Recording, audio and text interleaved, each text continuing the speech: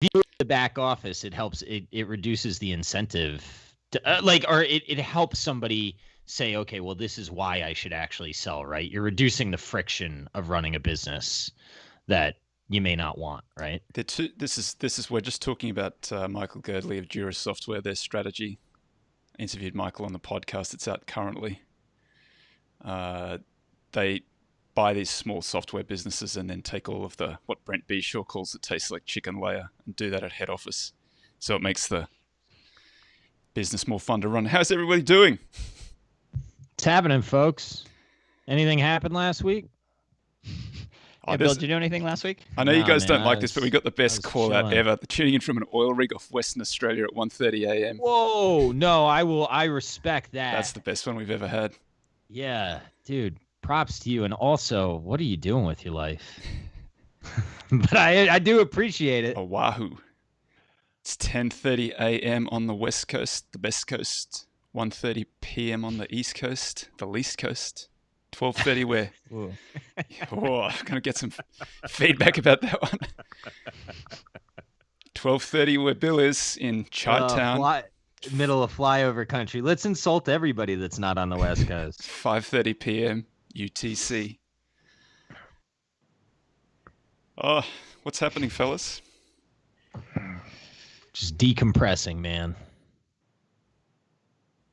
How's your value portfolio going? Just for some extra misery? Who, mine? Everybody's. I haven't even looked at mine in a while. It's probably a good thing. I bet it'll be one of my better weeks. I should adopt the strategy of looking less. Philly, Sweden, Minneapolis, Nassau, Dublin, Here Boston. Here goes, folks. He can't help himself. I love it. New York. Classic. Whose intro is it today? I get no idea. It might be back to me. Yeah, let's do it, man. Good morning, afternoon, evening, wherever you are. This is Value After Hours with my amigos Bill Brewster and Jake Taylor. Jake, what's your topic this week? I'm going to be talking about Peter Bernstein's lovely little book called Deep Risk. Bill, what are you talking about this week? I'm going to talk about my last week and send some thank yous and just sort of, why I was where I was with the whole thing, and we'll talk. Did I say Peter Bernstein? I meant William Bernstein. Sorry. Are they different people? I thought they were the same person. Probably twins. I'll be talking about some changes that I made to the portfolio. Once again, can't believe the kind of stuff that just gets let fall into deep value land. If you're software, you're off to the races. If you're not software, you're not. But let's start with Bill. Let's get an update from. Yeah. So what's happened since the podcast? Yeah, well, I mean, I was basically in a multimedia war against Robinhood, which was fun, I guess. I mean, it's been the most conflicting week of my life because, on the back of just a total personal tragedy, the more and more I found out, the angrier and angrier I got. And I don't know the facts and circumstances behind why what happened. I assume if you're listening to me right now, you understand what I'm referencing. But there was enough feedback into my inbox that continued to get me angrier and angrier and lend credence to my perception of what is at least possible that happened. And just some of the stuff that I received just got me more and more upset over what I think is like a really big societal issue. And you couple that on, like, I have family members that have mentioned suicide to me in the past. I was probably triggered a little bit by foreseeing,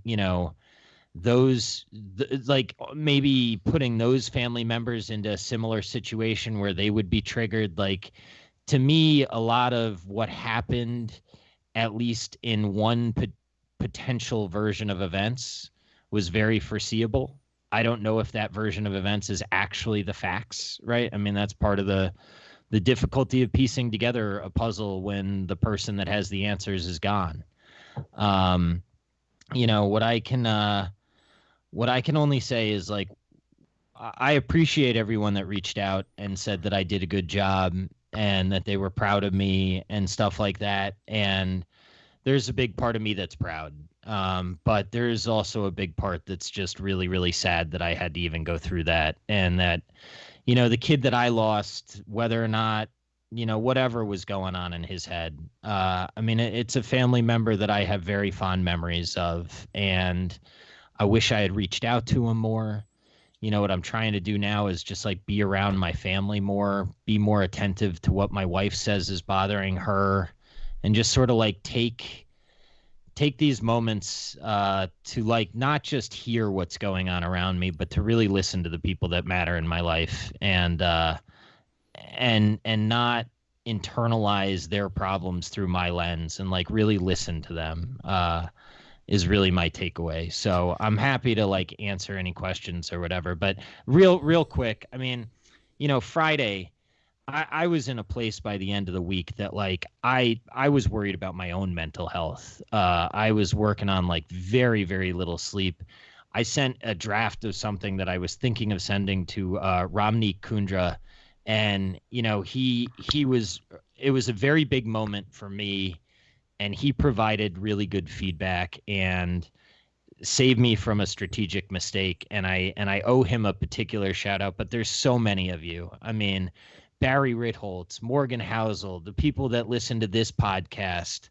I mean, all the dopamine hits of the likes and the retweets and the encouragement, like it just would have been impossible without the community. And I guess I say thank you. And I just feel really conflicted about being proud about something on the back of like a real tragedy. What was the resolution? I mean, look, Robinhood released a statement, and I think that people should read the statement that they released and judge for themselves. I think, that was not an easy statement to make, and given the circumstances and the high profile nature, I mean, I gotta give them some credit for doing what I perceive to be the right thing. Actions speak louder than words. I hope that people not name me. I mean, I'm not even a trader, right? I'm not part of that community. I just tried to be respectful of the trading community through the process. But I hope people that are members of that community, hold their feet to the fire a little bit. And I hope those guys really think about my perception of the pushes and the pulls that they've embedded into their product, and what that can do to a young person's mind, and like how important it is for millennials to be able to trust investing. There's just some things with how that's set up. So for instance, when I signed up just to see what was going on, and you get confetti, right? And like, let's take a charitable explanation of that and say, okay, well, we're celebrating your investing journey. Then they say like, you're going to be rewarded with this stock. Well, the tile that you pick from one of 3 tiles, but the tile was, at least my perception of it, is that it looks like a raffle ticket. And like, I am offended that investing is associated with a raffle ticket. And then they ask you to touch your phone and scratch your raffle ticket to find your stock. That to me reminds me of what you would do at a gas station at the lotto. Then they give you a stock, like I got a mining stock. I don't want that dog crap company, so like I have to sell it. And look at how easy it is to dispose of your ownership. And it's just really something that I would encourage them to seriously think about the responsibility that they're asking for if they're going to grow accounts among millennials. I'm not making a legal statement. I'm not making anything. I'm just saying, from a financial services industry's perspective, I think that they need to do more to deserve the duty or the responsibility that they're asking for. And, some of that was what really had me heated. And I hope I didn't over-personalize the issue. I know that I was always fighting for the right reason. I doubt that anyone else in my family was quite as passionate about the issues as I am. But, I just, it killed me, man. And I lost something really huge in the process. And all I knew how to do was fight.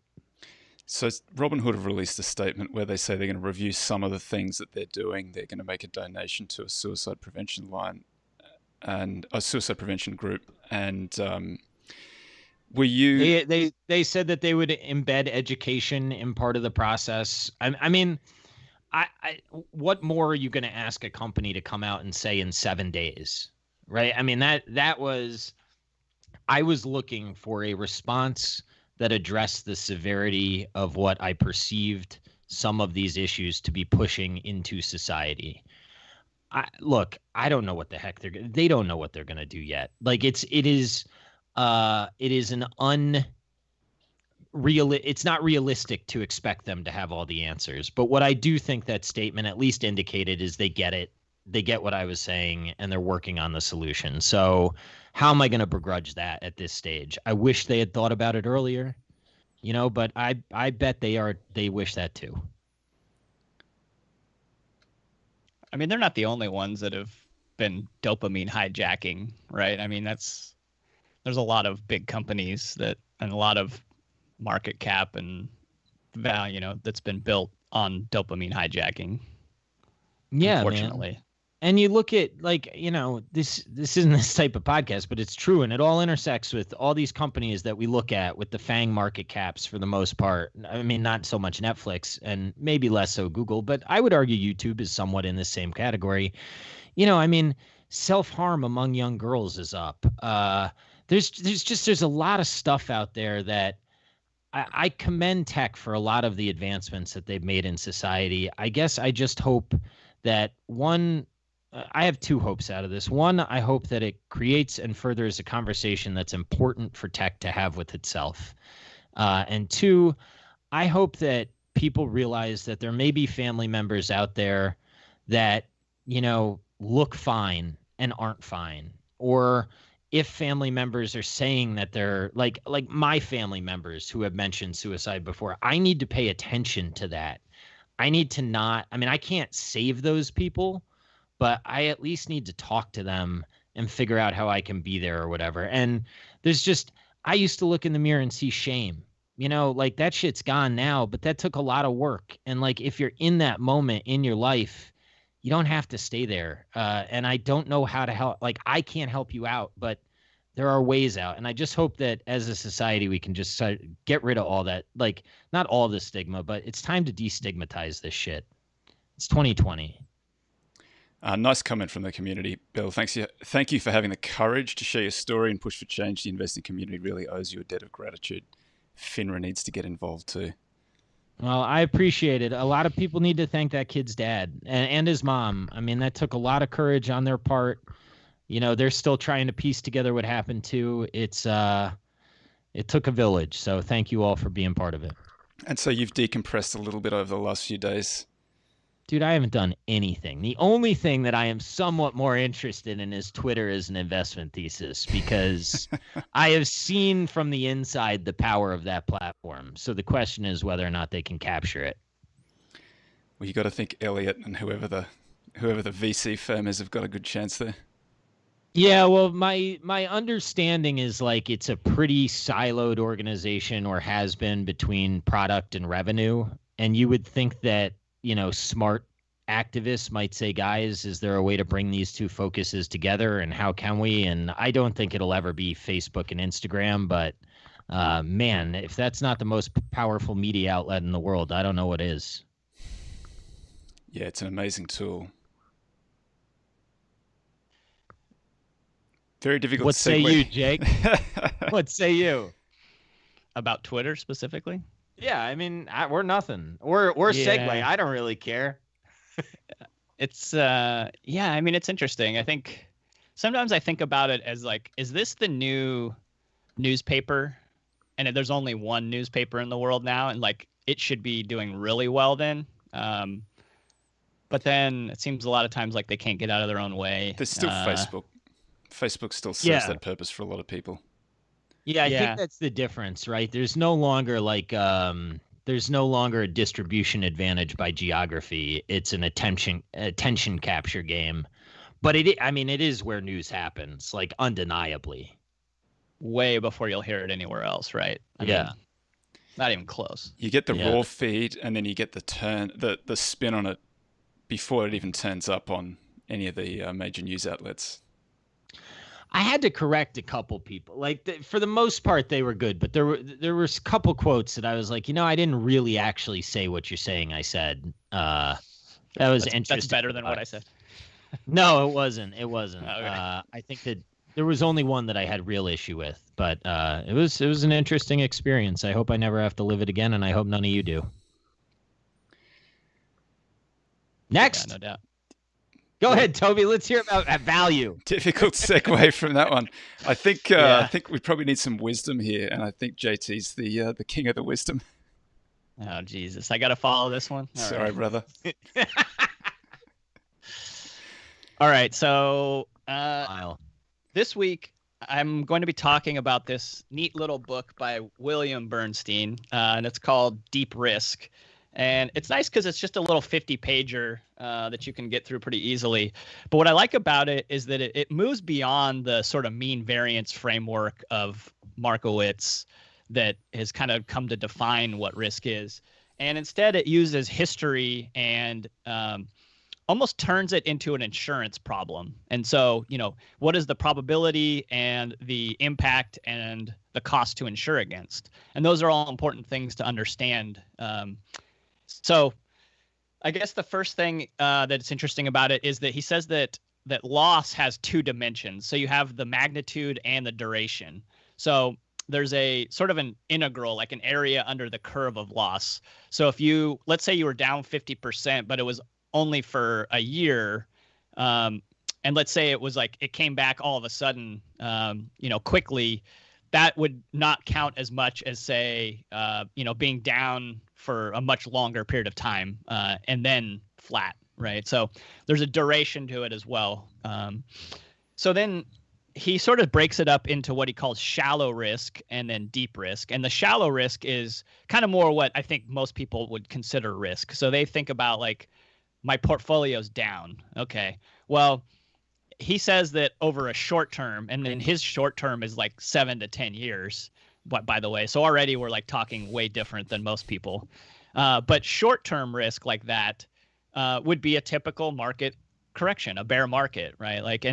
But that's short term and shallow in nature in that eventually it tends to come back and then you make new highs, right? So if you can get through the behavioral gap there, that's not actually a real risk to your portfolio.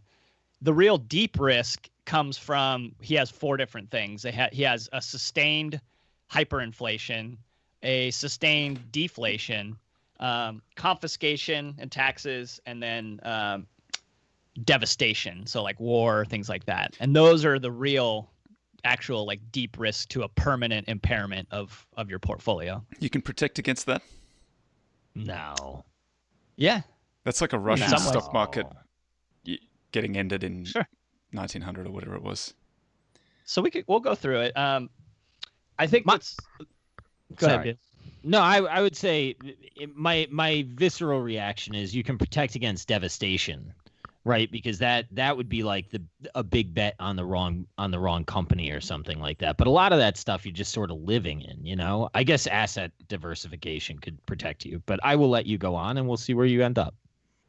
There's an answer here. Just hang in there. Bitcoin. My apologies. Yeah, that's right. So one of the things that's interesting is that I think that a lot of people are blind right now to the risk that bonds pose because we've been in basically like an entire generation, maybe 2 generations worth of a bull market for bonds. So people think bonds are this very, very safe thing. But historically, bonds have actually created a lot of deep risk.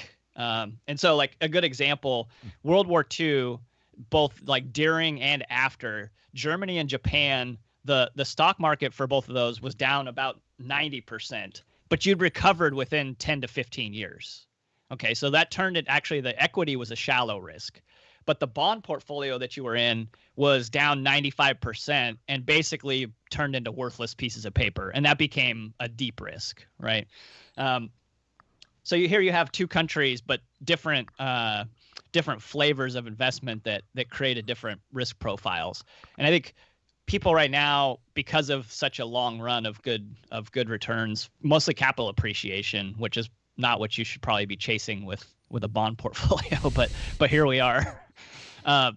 They're probably not thinking, I think, enough about that type of risk that bonds pose. And Buffett's done a good job of talking about that in when did that paper come out? Or he wrote that op-ed. I think it was like maybe 2014 or something like that, where he talks about the emissions one. No, he talks about. Well, maybe is that? I can't remember if that's also in there. This dude's washed up talking about anyway. Why are we talking about him? What's Davey Day Trader say? Yeah, come on, yeah. Yeah. Where's Davey Day Trader on deep risk? Fortnite. What's your Stocks opinion on only bond? go up. Well, so maybe I think my what I would maybe tell him is like, Japan from 1990 to 2013. What was the real return for Japanese large cap companies? I would guess negative 2% a year, maybe negative 1% a year. Billy, what do you got? No, I got nothing, man. Nothing worth guessing. But I'll go with Toby. Toby knows his shit.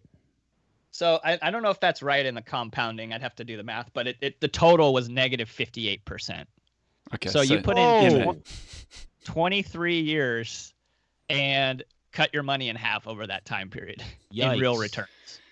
You can do that with value right now. Yeah, why not? I could just buy a value basket. Yeah, exactly. All right, That's a good joke, Toby. Well done. Yeah, living that reality. Yeah. So one of the things that Bernstein says that's interesting is that these different time periods, like over the short term, shallow risk is kind of more on your mind. But then let's say like less than 10 years. But then after 20, 30 years, the deep risk is more in your mind. And what's hard is that in between period of like the 10 to 20 years. That's where it sort of like, switches between the two. And that's where it takes like some real talent to sort of understand the risks. Like what are the bigger risks that you're facing between those two? So let's talk about like the first possible one. That's a severe prolonged hyperinflation, which has happened lots of times. Interestingly enough, equities tend to do pretty well, actually. Not as far as like actual big returns, but they tend to keep purchasing power, or at least not lose that much. Even in like some South American countries that are often cited for their crazy hyperinflation, their equity markets tended to return not that far off of even what sort of like longer term returns would be for an equities portfolio. So they look the great on a return nominal is basis. huge. Yeah, that's what I was going to ask. But real is pretty modest, Right. but not compared to paper or bonds, right? Like which you're absolutely getting devastated by. So different ways of mitigating that are obviously like an international portfolio of equities, tips, gold potentially, and then also even just something as like vanilla as your fixed rate mortgage. If you can get it at a good price, like that's actually a pretty good play. So Can I just ask, just before you move on, yeah, tips. What inflation rate do you get with the tips? How is that calculated? Who calculates that? I think they're CPI linked, aren't they? So they're probably always trailing reality. So I'd say it's a little bit game then. So there's probably a way to trade that, right? Anyway, I don't know. A lot of people, actually Bernstein in another book talks about this and doing like a laddered tips approach as for your retirement has been a pretty reasonable way of going about it. Try to like duration match what you need with what your assets look like. I find that to be an interesting idea, but can we move on? yeah, sorry. Yeah, thanks you. That's good. So a severe prolonged deflation, and that's like deflation. When you talk about that, it really means like an economic, disaster, depression type. That is much more rare. So compared to the inflations, actually. So you especially for a long duration one, and they're like cash and bonds and gold tend to do better than equities. So confiscation, taxes, the way around that is actually like foreign domiciled assets, whether it's, you own property somewhere else. Also contingent with that is having a good escape plan. That's one of the things he talks about. So you have to be able to potentially get out away from being confiscated. Actually, very hard in the U.S. We have these expatriation taxes where even if you tried to bail, they're going to take their cut no matter what. The U.S. is pretty mercenary compared to even other countries. Uncle Sam is like a good bookie. But you're not escaping the US unless there's some regime change, right? Maybe they fix that law. Meanwhile, though, I got a buddy that's in Dubai, and like he doesn't pay any income tax on anything he makes. I don't understand. If he's it. American, he's got to pay it in the States. Oh, I'm not trying to out him, but I'm not sure he's doing I'll track you down. Yeah, well, okay. All right, I'm not. They tracked me down as a non-citizen when I was earning here in 2004, I think, a long time ago. When I got back to Australia, they sent me a note, and I was like, not a citizen. Bye. Really? Yeah. Huh. Now you're here, and I'm back. Now I'm a citizen. That? Now I have to pay I guess that. Statute of limitations. I can't believe that. Well, I wasn't a citizen at the time. Yeah. But they're just automatic machine just sort of figures out who you are, where you are, sends you a notice, and then you've got to figure it out. Huh. Yeah. So the last one is that devastation, and that's like wars and things like that. And that also, geographically diversifying your assets is one way to hold some of your purchasing power against potential, actually like physical assets that the companies maybe you're invested in own getting bombed to smithereens. So, and also probably an escape plan is a good idea in that one as well. So far, I'm hearing fan mag and Bitcoin. Yeah, that's right. Probably. Yeah, the market sniffed that out a long time ago. Yeah, well, behind the curve on that one. So here's an interesting question for you. 1899 to 1949, so first half of the 20th century, what do you think that a global equities portfolio real returns look like? Over what period, sorry? 1900 to 1950, let's say. I'd say they're pretty good. I'd say they match. Are we saying global or international ex-US? No, this includes US, I think. This is just a global portfolio of basically owning businesses around the world. Pretty good. I'd say probably comparable to what the States did. I'd say probably you're getting 9 or 10%, something like that. Yeah, I don't know. I'm just trying to think through. I mean, this is tough. You're like right after World War II, so you've got some pretty bombed out economies, but it's probably mostly, 6-7% per annum. All right. 2.8%. Oh, yuck. Oh, yuck. real? I don't, real. Who does anything in real? Good point. How the game's played, loser.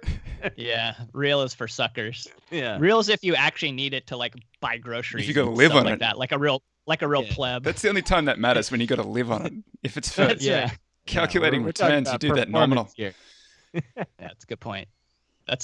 Real is for suckers. All right, so then 1949 to 1999, what do you think that the real returns were? Well, okay, sorry. Then I'd say 9 or 10%. Oh, real? Hang on. No, real, 6 or 7. Yeah, that's where I would go. I go closer to 6, 5 to 6. So 8.5. Oh, yeah? So we're looking at like two pretty big differences in a 20th century that was considered pretty favorable for equities, right? So I guess the question then is, does 2000 to 2050 look more like the first half of the 20th century or the second half? I'm just gonna go bottoms up and avoid all this crap. I'm not smart enough to figure this stuff out. Yeah, I think it's hard because I think the US is expensive, but I think the rest of the world is pretty cheap. But then the US has better businesses on average, or better businesses in the index at least, for the most part. It's really, really hard, but I think lower is probably more likely. Well, and to our point about or the point about bonds and whatnot, like I spent how long like being like, oh, bonds make no sense, and then in March it looked like for a second debt holders were going to own all the equity of every cyclical company, right? So it's like, I don't know. We don't do that anymore here. Well, yeah, now we've got that shove Fed money. put. Yeah. All right, so last little thing that I found interesting in there is he's talking about. Are you going to give us the answer for the next 50 years? Yeah, what's going on? You don't get to get on these. You just float the questions, huh? That's right. Okay. Being the professor has its privileges. If gun to my head, I would say probably looks more like the first half of the 20th century than the second.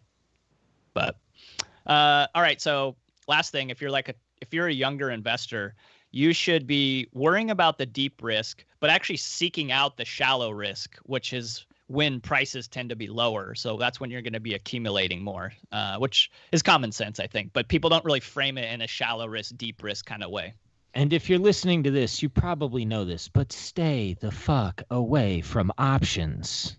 Start owning businesses. You want to dabble in some stuff, fine. It can't be your core strategy. I am not a registered investment advisor. I'm just imploring people to save young and let compounding be on your side. They have their place. You just need to be careful with them. You are a pro. You've written how many books on investing? Like, they have a place for you. I agree with that. I agree. I know what you're saying. You got the caliber of our listeners, though. I kind of know I know like half of the people who are commenting here. For sure. We have a very sophisticated listener base. Ooh. They scare me. I'm afraid to talk to our listeners sometimes. I'm like, oh God, they're gonna know how dumb I am. The nice thing is you get corrected in the comments pretty quickly. So like, there's been this ongoing conversation about international tax. We've resolved it. Thanks, guys. The comments are where the real gold are in this show. That's why I go back and watch so I can learn. Good point. All right, veggies are done. What do we got for you next? No, I like that. I think that's a really good discussion. Somebody made the point. John Archibald, I've got it up on the screen right now. Convo reminds me of Chris Cole's Dragon portfolio. I thought exactly the same thing, and probably that's where Chris might have been inspired. It certainly sounded that way when you were talking about the different portfolios. That's the way Chris defines the serpent and the whatever the other animal is. I'm sorry, I forgot. The serpent and the eagle, I think. Yeah. I think it's sometimes hard to work out how to incorporate those sort of macro observations into the portfolio, but I do think that it's worthwhile reading them and understanding them because it gives you an idea what your own base rate expectation should be for what you're doing. So I think it is worth. I do think that the forward returns are going to be a little bit lower, but then again, if we create a whole lot of these singular businesses that sort of dominate these verticals and they earn all of the money and it's one organization or one business that does that, then maybe you just got to own those organizations and you're okay. But if you own the broad index, maybe they just get taken over. Maybe you own the cheap stuff in the broad index and then you just get left behind. It's interesting to see how behavior goes into niches within these different things too. Like there are segments within the platform, It's why Facebook's dating app didn't do much to match. It's sort of interesting how it's all shaking out. While you talk, Toby, I'm just Is the problem with Facebook's match? Is the problem with Facebook's match? Is that Facebook's dating profile that you can see everybody's political opinions all the time and you're just like, there's no way I'm dating any of these lunatics. Yeah, I think it probably has something to do with the fact that Facebook's where you go to learn that people that you thought you like, you hate. And, Twitter does the opposite. It used to be that you weren't allowed to talk about politics or religion. There might have been something else in there too. I think polite company. In polite company, yeah. I thought that was a pretty good rule for the most part. It's a great rule. Facebook's violated that rule, and now this is what we get. All right, Toby, you gonna tell us what we need to know? Yeah. So the portfolio that I run got rebalanced. I've also got a new one out there tracking an index called the Deep Index that you can check out. We took that over on Friday. But full of deep risk. Yeah. Well. I think it's full of stuff that looks like it's full of deep risk, but I think it's deep value. I don't think it's deep risk, but I kind of continue to be astonished by the quality of names that fall into the deep value portfolio. So this time around, I picked up Intel, the Intel, not a different INTC as the ticker. It's an absolute beast of a business. If you calculate Greenblatt's version of return on capital, it's earning something like 50% on capital. Now, I don't know why something like that should be valued in this market. I could have thought that would have been $1 trillion company in this market, but it's on 10 times EV, but a little bit north of that, which just seems outrageously cheap to me for something that throws off the free cash flow that it does too. And I picked up Lockheed Martin too. I understand that Intel's got a specific issue where Apple seems to be taking its business away. Apple's going to make its chips in-house, but Intel is a phenomenal business, sort of absent Apple still. It's like 5% of revenues. AMD has increased its competitive. No, I'm not going to fade it. AMD has, from what I understand, I don't cover semis, but they've closed some of the gaps. I don't know how far the gap is. I'd have no idea how to handicap that. Not a space I play in, but I do know that part of the story.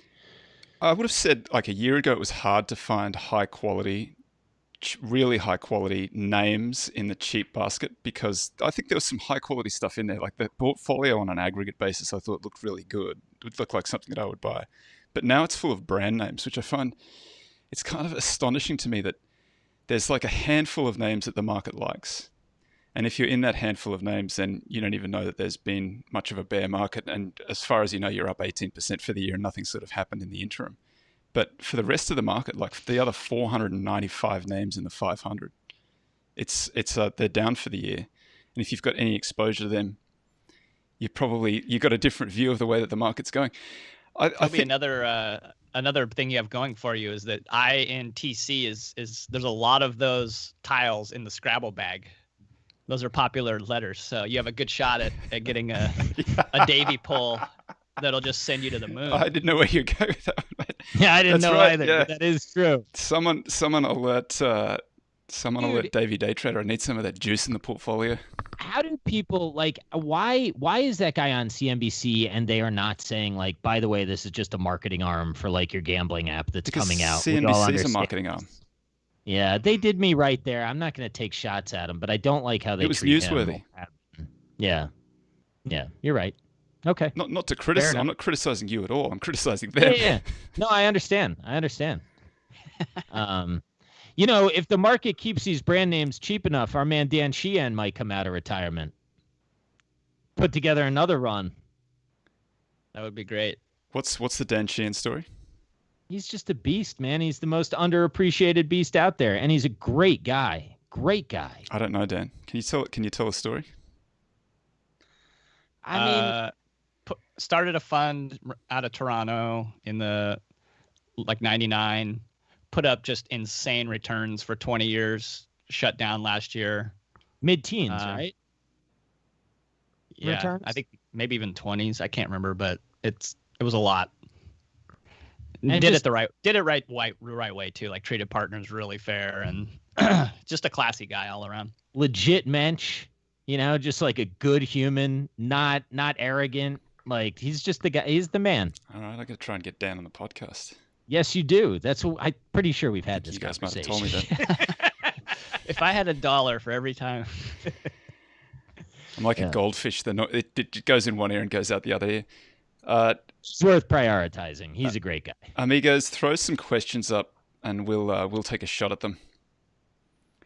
Put some answers in there too, so that we can sound smart. Yeah, well, I got a good answer. Please. I got a good answer here. As a systems programmer, Intel's chips are far too clever and full of securities flaws. I bet AMD's are too. Just nobody's got out of their way to discover them. You're gonna get the answer right now. That's how it's gonna happen. Yeah, how good. I still think it's too cheap, and I don't think you got a lot of options. I got a question for you guys on DraftKings. All right, since this thing's been explosive, you think about that business model. It basically transfers money from their new customers to sharks, or at least that was a problem that it had in the past. Like, how is that sustainable long term? And like with this valuation, I'm not going to short it, but like, man, if I was a short, I would be salivating. It just doesn't seem like it's sustainable. You want to get in front of a freight train like that? No, that's why I don't mess with that stuff. I played with that fire with Tesla. I'm not going back to that life, but I'm just saying, like, man, that's one that I would be zeroing in on if I did like that life. So I got a question here. It's asking me for my legal opinion. I don't really have a legal opinion on this to be entirely There are clear. no legal or investment opinions on this podcast. Bill This also is has a law degree, so Bill might have a more relevant opinion than I. Does anyone have a case for negligence against Davey Day Trader if things go to shit and his followers lose money? I don't think so, because there's a big disclaimer at the start of every single episode. It's for entertainment purposes only, just like this podcast. That's right. Do not get it twisted. This is financial entertainment, folks. I think we say it every podcast, right? But make sure. I think the more likely issue for Davey Day Trader is the thing that gets the newsletter writers into trouble is where they buy something that's really illiquid first, and then they pump it to their followers and dump it to their followers. So that's an issue. And I have seen a few suggestions that I don't think he's behaving maliciously. I just think he doesn't know. He just pulls up a name that he likes out of the Scrabble bag and buys it. And then, most of the names in there don't have much volume. And then all of a sudden they get a whole lot of volume. I have had some conversations with some smart people over the past week. And I think that something that a lot of them have come back to me and said is they're not, there's no strong view on whether or not this market's going to crash necessarily, right? Like that's not the comment, but there was a lot of put selling in 1987. There was a lot of options day trading in 1999. There's a lot of options activity right now. What that turns into, I don't know. Those are just facts, and there are three particular parts of market. You said it like a week ago, Toby. There's a lot of gamble in this market. Yeah, I think that's true. I think Jake pointed out that I think that GMO Grantham's like the final check on his checklist was like retail participation in the boom to kind of make it. That was the thing that you needed to declare it a bubble. Yeah, and we hadn't had that prior to the March bust, and now, funnily enough, I just can't believe that it came with the economics backdrop that it came with. Like, you could have told me in 2019 that retail comes in and now like, all right, now we're in it. But with this economic backdrop, and it just makes it all the more ludicrous to me. This is part of my melt up thesis. Well, what's your melt up thesis? I've always thought we were going to have a melt up. Now, if we're like close to where we were with this economic backdrop, you could make an argument to me that this is the melt up. I wouldn't fade that argument. I'd also wouldn't be shocked if we go a lot higher. Crazy can get double crazy. Yeah, wait till if you felt like you were taking crazy pills right now, wait until you see what market cap to GDP looks like when we put up the GDP number that we're going to put up. Wait till you see the earnings that look like and what a PE looks like on trailing 12 months. Is that all short-term stuff? Does it matter? It's trough, and you got to add it back to Cape. Everybody knows this. I don't know. I mean, I think it does matter. I think the CBO says we don't go back to. I don't know the answer. Like, I'm happy to hear. Do fundamentals matter? That's kind of the bigger question. Or can the Fed just paper over the top? That's sort of my question. I think that fundamentals do matter, and the Fed can't paper over the top. Wrong. But that seems to be wrong. Yeah. So far, I've got no idea what happens. I think run up to the election, then after the election, maybe it happens then, but who knows? Who knows? Got a good question. Got a super chat. So the question was, Buffett gets $1 million. What does Buffett do to get his 50% a year out in this market? Scrabble bag. I don't know. Man, if I knew that, I'd be doing it myself. Yeah. I bet given his knowledge base today, it would probably be something B-shorey. I'm not sure he would be in the market. He might go liquidation on some small caps and run some activist campaigns. That dude was a monster when he was young. It wasn't always some jovial grandpa. So yeah. Get that inventory below this line that I painted in the warehouse, or else you're all fired. Yeah, you get Buffett some money today and give him some hunger. I think he'd probably go activist on some names. Well, small See, I cap think he'd values actually bombed be out. international. I think he'd be in like South Korea or something right now. I don't know, man. That's outside his circle. But maybe. He's done it No, with it's his, not. he's He's done it bought with his it in PA. his PA. He Yeah, bought Korean flour mills in his PA. I think because they were Maybe. nets. Yeah. maybe. I think that he'd be. I mean, small cap values really bombed out. You can find some names in there that are too cheap. You take your million, you put it with your other investors' money, or maybe you just do it by yourself. I don't know. There's probably some stuff that's small enough where you could get control. That's really difficult stuff to do, and you got one bullet, so you don't want to get it wrong. Yeah, and then you go activist. And then you Create go some activist. value and then do it. Yeah, I would. That's what I would bet he would be more likely to do. Why aren't we doing that then? It's a lot of work. One, I don't know that I have the skills, but I mean, I sort of just proved that I might. So I'm not totally opposed to it. I don't know that I would have the motivation. Certainly not right now. That was a unique combination of motivation and something within me saw a good strategy. I don't know. Here's a suggestion: leap option on a midstream oil company. Good chance, Fuck 50% no. of your money, 10x your money. Yeah, no. I mean, whoever you are, watch your risk. Yeah, well, it's a leap. He's Yeah, I saying know. leap. Yeah, you And got he's 2 saying years to figure 50% it out. chance of a 10x. Yeah. Okay. Not with a whole million, obviously. But It all depends on how you're sizing it, right? Sticking into Kelly. mean, yeah. Well. Well, it says 100% when I did that. It actually says I need to lever up the leap, and it says 200%. My response to that is I have no sense of how to assign the probability of winning in that particular game. You see what the market, well, I was saying 50%. 50-50. That's a coin flip, and it's a 10x for a coin flip. Yeah. Yeah. It's got I mean, a positive that's- expected man. return. The math checks out. And then you go activist. I'm just not sure I'm going after that math. So, a question from a younger investor: do you still think it makes sense to have a mixed portfolio, bonds, stocks, and treasuries, or do you just think value stocks are the way to go? That's probably a question for a financial planner, but I think you should read this. Bill's holding up my book, Deep Value, for folks at home. Yeah, I don't know. You got Read the Acquirer's Multiple. It's a shorter, easier read. It's not as good of a book. No offense. The Deep Value is the best investment book I think I've ever read. So I told you that when I met you. I will tell you it again. But The Acquirer's Multiple is a very good version of that for most people. I don't know.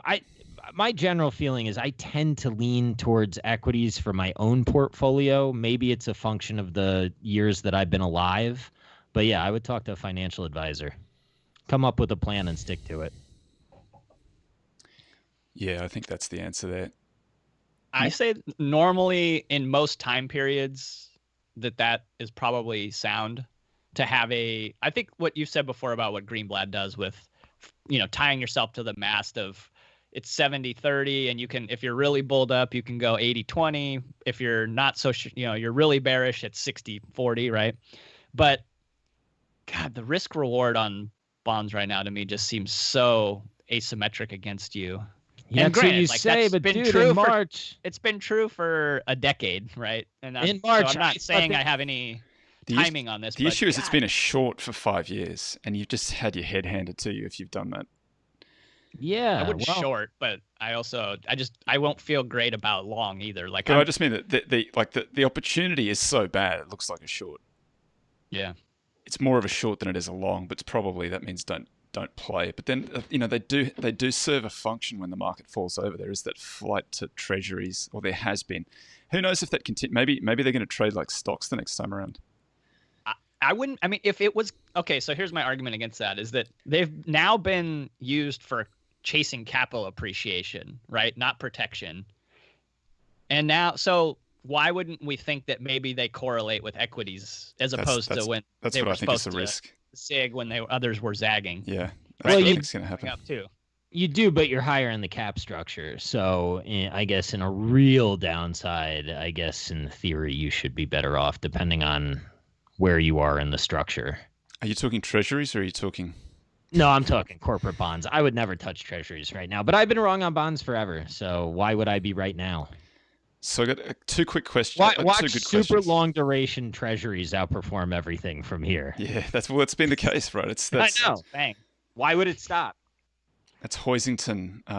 Just blanking on his name at the moment, but Lacey Hunt. Lacey Hunt, thank you. Yeah. Who's on everybody's Rushmore of investors? Can't have any overlap. Ooh, that makes it hard. Buffett. Good luck, everybody. I'll take Munger. Are we doing it in draft order? Snake dog in the mung. I don't know. We already played this game. You can't do it with Buffett. You got to rule out Buffett. Can't do it with Munger. Got to rule out Munger. Look, I know people hate on him. I think Ackman's pretty freaking good at what he does when he stays in his lane. I think he's gotten over his skis. I disagree with a lot of people on the CNBC article or interview. I'm sure people are lighting me up right now, but he is pretty good. I think Akatak's a great analyst. We'll build statues for them, and then they'll just get torn down anyway. So it doesn't.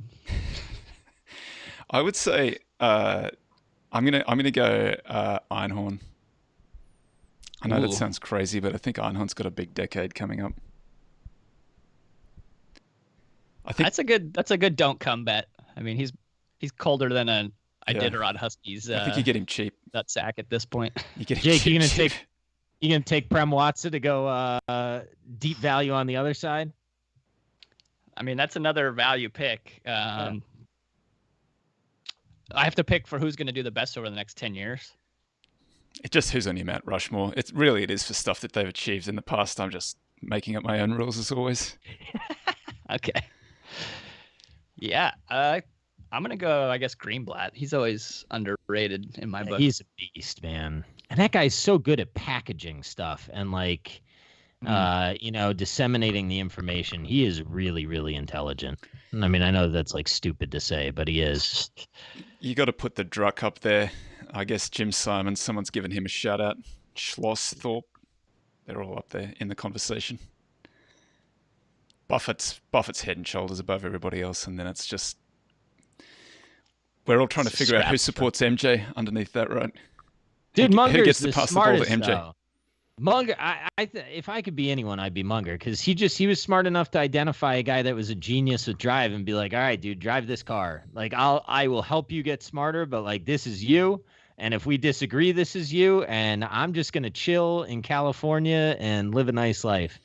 Yeah, think about being able to put your ego away that way, because I mean he was managing money. Yeah, and he realized like, God, this guy is a machine at this. He's better than I am probably. Here you go, take it over, buddy.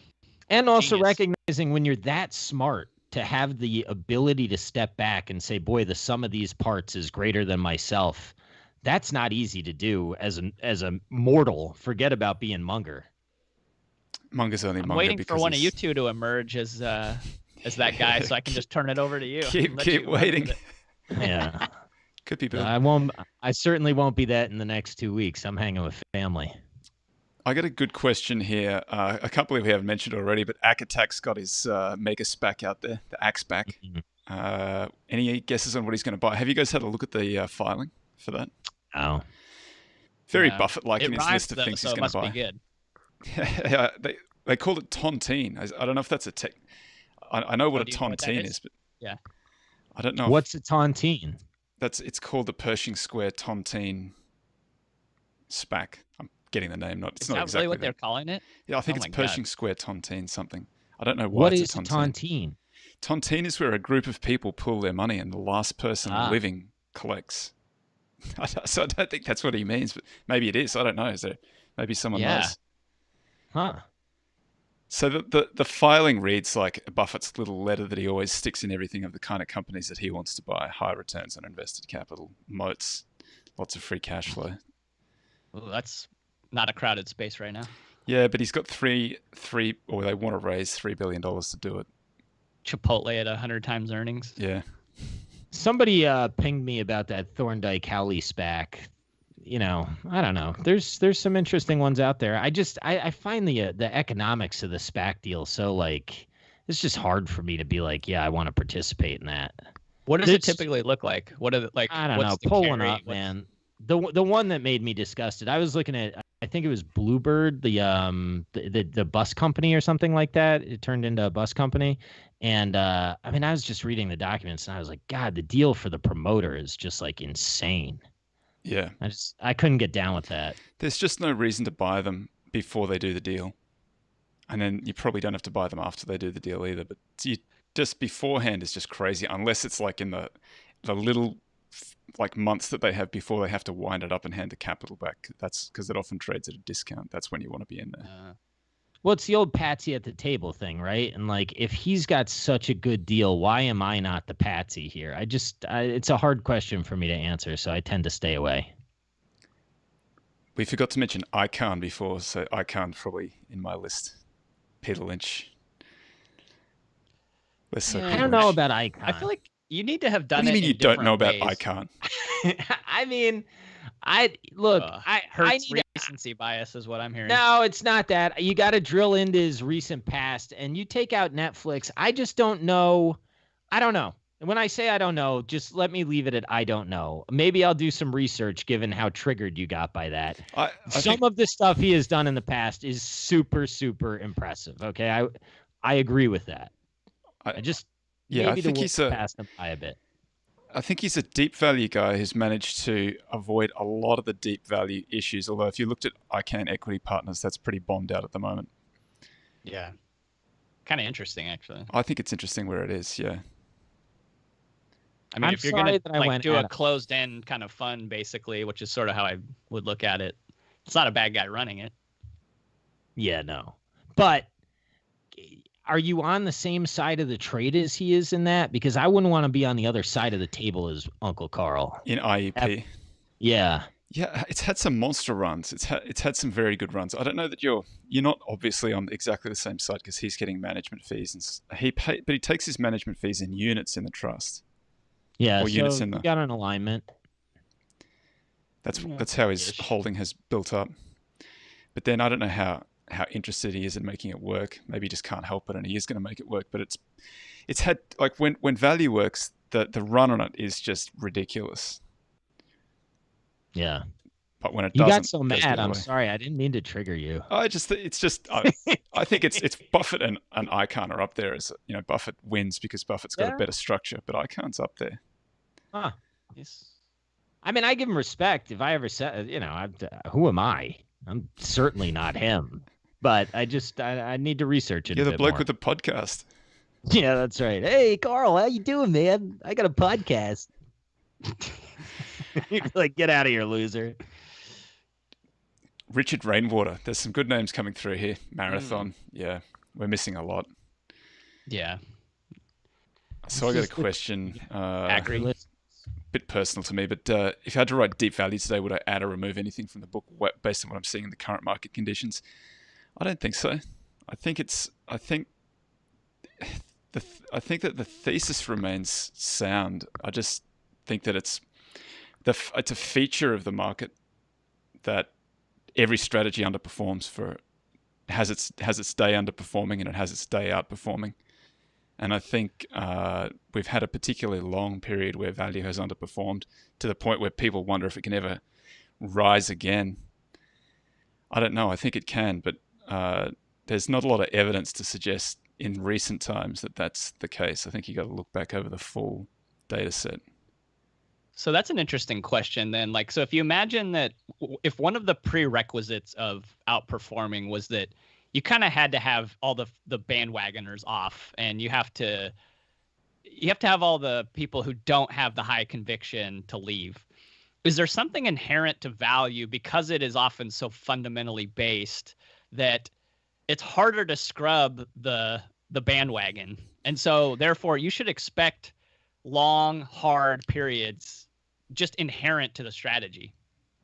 Yeah, well, just because value guys just tend to be disciplined and bloody-minded, pretty tough, and just don't let go easily. The only way they get taken out is they retire. They set up a family office. They close down the fund. That's happened yesterday. This German group shut down their deep value fund just because it was causing them too much mental anguish or something like that. I just laughed when I saw it. I was like, no, I know what that feels like. Amen. Yeah, so what if that was that's inherent to the value strategy that you have to expect to suffer more than the average strategy because people are so wedded to it when they are wedded to it. The thing that really stood out to me when I pulled up the French data and I ran it back for price to earnings and free cash flow and book value, all the way back to the start of the dates, 51 for the two flow ones and 26, I think it is, for book value. And then run the cheap decile against the expensive decile. Massive outperformance over the full data set for the cheap decile over the expensive decile. But here's the really weird thing. The cheap decile underperforms 70 to 80% of the time. It's kind of like that's what that was keeps crazy it working. when you said that. When did you drop that? Like almost a month ago now or something. But like when it rips, it rips. And now it's up to 90% of the time. Well, it's only 1 month out of like okay. Probably I guess it's thousands of months, right? But that was shocking when you had said that. I'm pretty sure I was in Florida, so I think it was a month ago or so.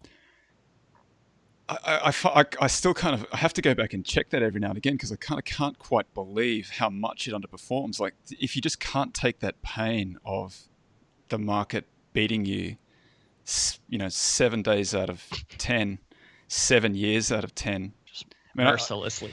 I've heard a different there's a different version of it where Greenblatt says it outperforms like 3 years out of 4 or something like that. That's probably true because you catch up. You have lots of little catch ups through it. That's not true recently, but that has been the case in the past that you have, when it catches up very violently, and then it tends to be behind. So if you're watching it frequently, then it's a painful strategy to follow. But if you're watching it infrequently, it's probably a pretty pleasurable one to follow, absent the recent past. It's kind of the argument for just like a little value tilt, and then like Rumpelstiltskin it, and don't check. That apocryphal story about the farmer who comes down from his farm when everything's bombed out and buys once every 7 years or so. That's probably the way to do it. And then just don't worry about it for the next 7 years. Wait until you get that bust. I mean, that's kind of what Munger's done, right? I mean, he waited till there was a crack up and then bought a couple things. Pulled his car over to the side of the road. Made a couple a decade and a half worth of returns on 2 decisions and then moved on with his life. But isn't that crazy? Like he's so patient, and then he gets his price, and he's literally driving along the 405 or something out here and pulls over the side of the road to make the trade. Like that's FOMO. Yeah, and I guess the important thing about that story is if you're going to copy that strategy, I think you have to be really honest about yourself. If you're that patient and that disciplined and then willing to swing that big when you see it. I personally know I'm not. I admire what those guys have done. I admire what they built, and I've tried to adopt a lot of what they said, but I know if I try to be them, I'm not going to be them well. You couldn't bring clients along on that kind of ride either, I don't think. It'd be tough. You need permanent capital. Yeah. It only works with permanent capital. With permanent capital, you can justify the fact that you haven't done anything for a long time because the stuff that you hold is doing stuff. Yeah. You're just kind of commentating at that stage on what's happening to the portfolio. Amigos, that's time. All right, people. Take care. Love your folks. family. That was really fun. Yeah.